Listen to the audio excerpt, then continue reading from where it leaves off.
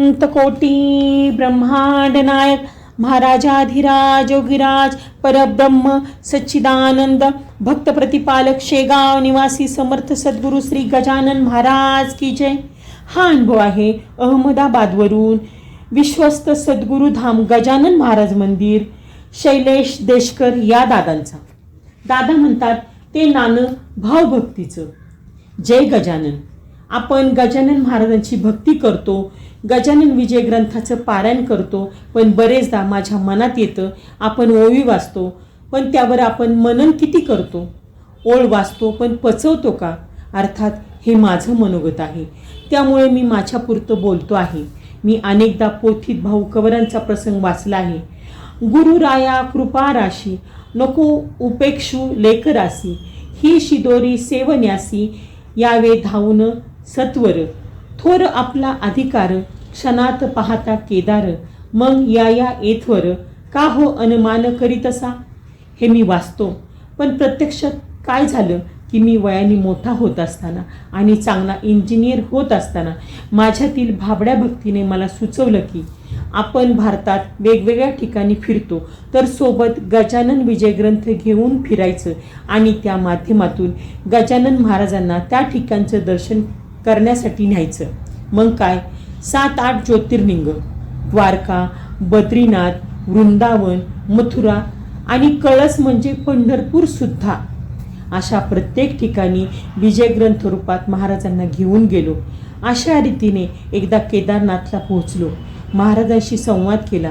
महाराज हे केदारनाथ। आमचं दर्शन झालं आणि मी बाहेर पडलो।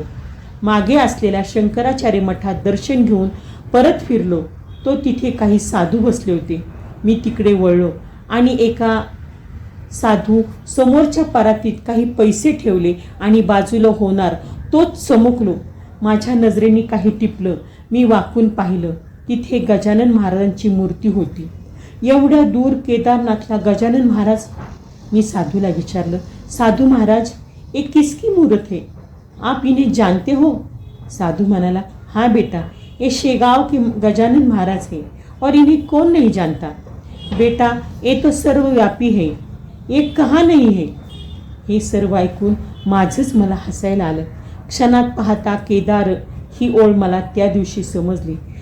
तिथून पुढे हा दर्शनाचा प्रकार कमी झाला आणि मनातील श्रद्धा जास्त झाली। पुढे गजानन विजय ग्रंथाचं वाचन अधिक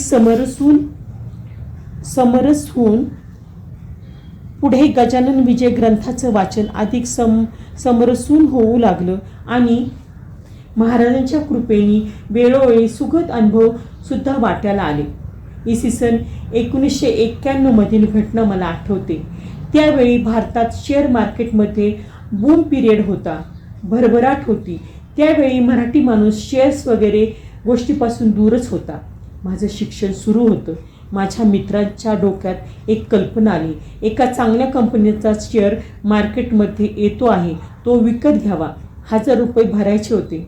मला तेव्हा त्यातील काही कळत नव्हतं, पण मी वडिलांना पैसे मागितले। त्यांनी अतिशय नाखुशीने हा आयुष्यातील पहिला व शेवटचा चेक असं म्हणून माझ्याकडे चेक सुपूर्द केला। मी गजानन महाराजांचं नाव घेऊन फॉर्म भरून दिला आणि मित्रांनी असे 8-10 मित्रांचे चेक कंपनीकडे पाठवले। शेअर्स अलॉट व्हायला बरेच दिवस लागणार होते, त्यामुळे ती गोष्ट माझ्या विस्मरणात गेली। मी आपला अभ्यासात गुंतून गेलो। महाराजांचा प्रगट दिन जवळ येत होता। माझं गजानन विजय ग्रंथाचं पारायण सुरू होतं। प्रगट दिन कशा पद्धतीने करावा, थोडे जास्त लोक प्रसादासाठी बोलवता येईल का, पण आपण विद्यार्थी आहोत वगैरे विचार डोक्यात घोळत होते। प्रगट दिनाच्या काही दिवस आधी मला पहाटेच्या सुमारास स्वप्न पडले। मला दिसलं की मी शेगावला गेलो आहे। दर्शनाच्या बारीतून फिरून माझं दर्शन पूर्ण झालं। गादीचं दर्शन घेऊन मी आवारात आलो आणि भिक्षुकांच्या रूपात महाराज माझ्यासमोर आले। मी त्यांना काही पैसे दिले। वास्तविक पैसे घेऊन त्यांनी निघून जायचं, पण तसं न होता ते म्हणाले, हात पुढे कर, तुला मी पैसे देतो आहे। हा पैसा तुला प्रगट दिनासाठी वापरायचा आहे, चांगल्या पद्धतीने प्रगट दिन साजरा कर, असं म्हणून त्यांनी माझ्या हातावर पूर्वी चलनात होतं तसं 25 पैशाचं नाणं 4 आणे माझ्या हातावर ठेवले मी नाण्यासह मूठ बंद केली आणि मला जाग आली. आतून आनंदाच्या उर्मी उठत होत्या. मी सकाळीच वडिलांना स्वप्न सांगितलं. त्यांनी मोठ्या प्रमाणावर प्रगट दिन करूच असा निर्णय घेतला. आमच्या गप्पा होत असतानाच ज्याने माझ्याकडून शेअर्ससाठी 1000 रुपयांचा चेक नेला होता तो मित्र आला. त्यांनी आनंदाची बातमी आणली होती.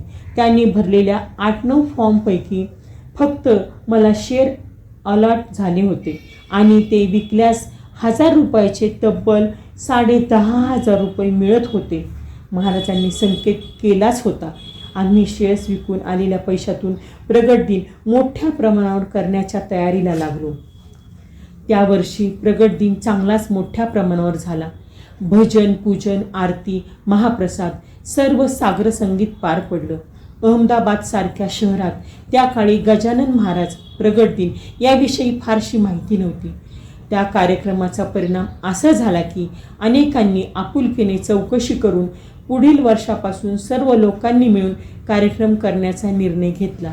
आज 25 वर्ष झालीत.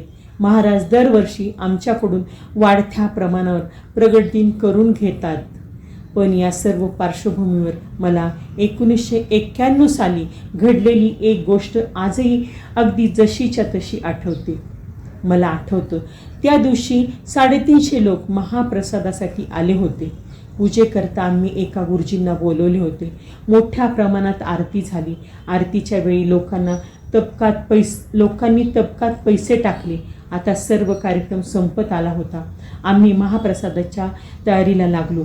आम्ही गुरुजींना म्हटलं, तबकातील पैसे दक्षिणा म्हणून ठेवून घ्या.